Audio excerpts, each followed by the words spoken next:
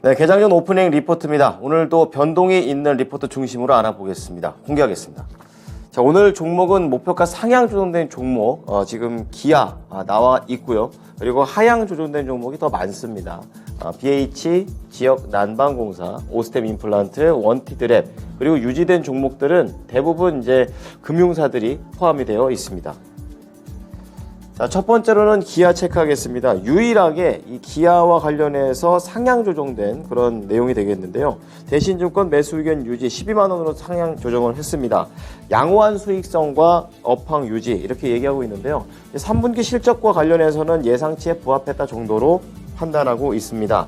원달러 환율 상승 효과 덕분에 외형 성장이 지속되고 있고 이 품질 비용과 원자재 값 자체는 부담이었지만 이런 외형과 그리고 제품의 믹스 그리고 인센티브 효과 같은 게 두 자릿대의 수익성을 달성해서 충분히 이 부분을 커버했다라고 얘기를 합니다.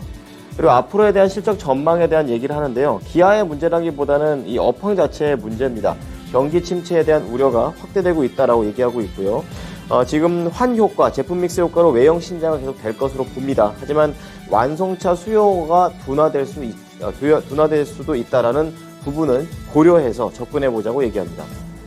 다음 BH 보겠습니다. 메리츠 증권이고요. 매수 의견 유지 49,000원에서 47,000원으로 낮췄습니다.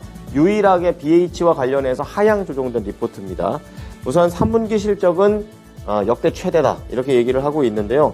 전방 시장인 이 스마트폰 판매량이 부진에도 불구하고 실적이 잘 나온 겁니다. 세부적으로는 경쟁 업체의 이 디스플레이 생산 차질이 나오게 되면서 업계에서 점유율이 늘었고요. 그리고 북미 고객사 신제품인 아이폰 14과 관련해서 프로 모델, 그러니까 비싼 모델이 증가했다는 부분, 그리고 환율에 대한 우호적인 수혜까지 효과를 미쳤습니다. 자, 그 가운데 4분기 실적과 관련해서는 약간은 뒤섞여 있는 내용인데요. 매출은 전망치를 상회하지만 영업이익이 하회할 것으로 보고 있습니다. 국내와 그리고 이 중국 쪽 공급 물량에 대한 재고 조정이 있고요. 거기에다가 일회성 비용이 반영이 예상이 되기 때문에 이렇게 3분기와는 다른 분위기다라고 얘기를 하고 있고요. 실적 전망치를 약간은 이런 부분에서 하향 조정하면서 47,000원으로 기록했습니다. 다음 지역 난방공사 보겠습니다. 신영증권이고요. 매수 의견은 중립을 유지합니다. 목표 주가 35,000원에서 28,000원으로 내렸는데요. 적절한 요금 인상이 필요한 시점이다. 10월에 한번 올렸는데 더 필요하다는 관점입니다. 자, 우선 3분기 실적 전망과 관련해서 매출은 긍정적이고 영업 적자는 지속된다라고 얘기하는데요. 세부적으로는 전기 부분에서는 흑자가 예상이 되는데 열 부분에서는 LNG 가격이 올라가게 되면서 영업 손실이 확대됐다고 얘기합니다. 그래서 열 부분에서의 실적이 안 좋았기 때문에 이 부분에 더 큰 영향을 받았습니다. 그리고 내년까지 적자가 지속된다라는 우울한 전망을 냈는데요. 4분기에 성수기인데도 불구하고 적자를 기록할 것으로 봅니다. 10월에 요금 인상으로 부족하고 최근에 이 사채를 통해서 공기업의 자금 조달이 어려워진 그런 상황이죠. 이러한 부분 때문에 현재 자금 조달을 위해서 다각화를 시키고 있다라는 것까지 파악을 했습니다.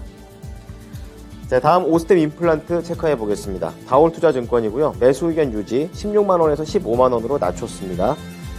여전히 핵심은 중국이다 이렇게 얘기를 하고 있는데요.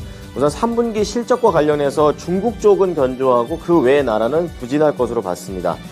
중국 쪽은 판매 방식 자체가 직판이기 때문에 재고에 대한 우려가 없는 그런 상황이고요. 그 외의 국가는 이제 미국하고 러시아인데요.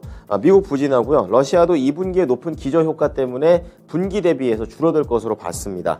그래서 올해를 전체를 다 해서 보면 이익률이 높은 미국에 대한 매출이 줄어들고 또 재고 자산이 늘어나면서 상품 원가율이 늘었습니다. 그리고 용역 관리된 비용이 올라가게 되면서 전반적으로 부진한 흐름이 이어질 것으로 봤습니다. 4분기 실적 전망은 환율 수혜라고 얘기를 하고 있는데요. 환율이 좀 큽니다. 지금 4분기에 분기 대비해서 매출 상승을 좀 기대해 볼 수 있는 건 환율 때문인데요.